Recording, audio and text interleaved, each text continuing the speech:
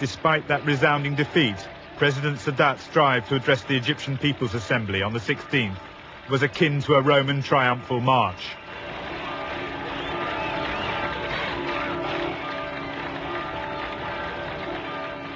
He and General Ismail were mobbed as they entered the assembly. They had given the Egyptian people a tremendous victory, restoring their national pride. In his address, President Sadat described the crossing of the canal as a miracle by any military standard, and went on to say the nation could feel safe and secure. It was now armed with a sword and a shield. But even as he spoke, a column of Israeli tanks was busy demolishing Egypt's shield. Not in Sinai, but in Africa. The Israelis had crossed the canal, and with no reserves to stop them, they were rampaging deep behind the Egyptian lines. Having identified the weak point where the Egyptian 2nd and 3rd armies met north of the Bitter Lakes, the Israelis had launched a counterattack on the 15th under General Sharon, forcing a passage through the Egyptian bridgehead and across the canal, where it began destroying the missile sites. It had been a risky affair.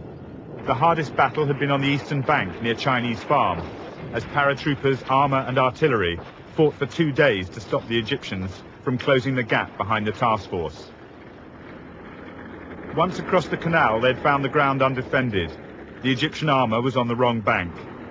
They moved freely over the Sweetwater Canal and began combined attacks on the missile batteries. Tanks covering the paratroopers as they swept through the bunkers.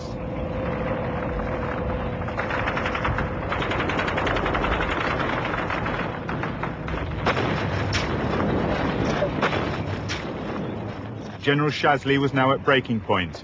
He argued for the transfer of armor to the west, but Sadat dismissed the Israeli crossing as a mere television operation and secretly relieved Shazli of his command. It was the American airlift of military equipment to Israel that finally convinced Sadat of the gravity of his position.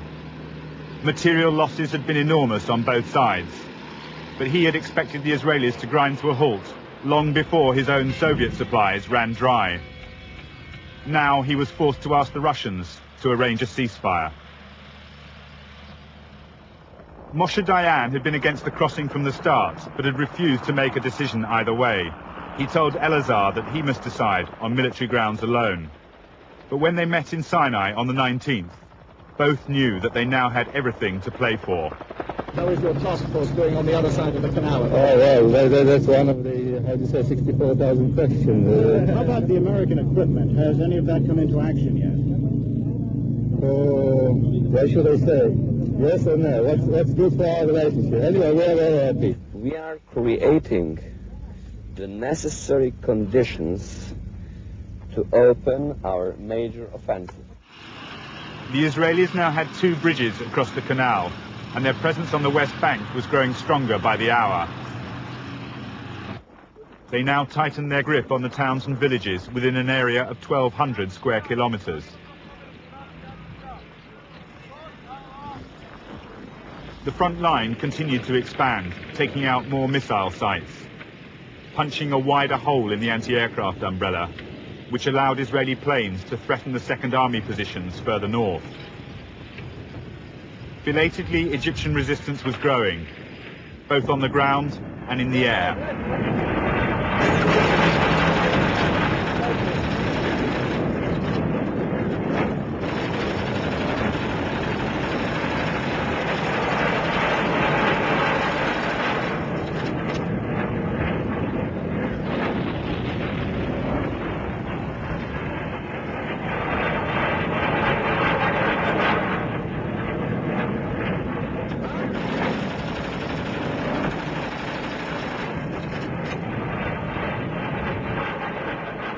This air attack on the 22nd of October ended minutes before the announcement of a ceasefire.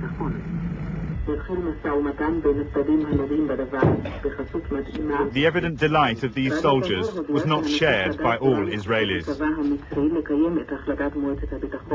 No, I don't agree, because the Egyptians think that they succeeded in this war. They think that if they have placed some few hundreds of soldiers and tanks in our bank of the canal, then they think that this is a victory for them. And when the Arabs think that they have won or they have a big victory, this encourages them. And the next thing you'll know is that in a year or two, we'll have another war and more casualties.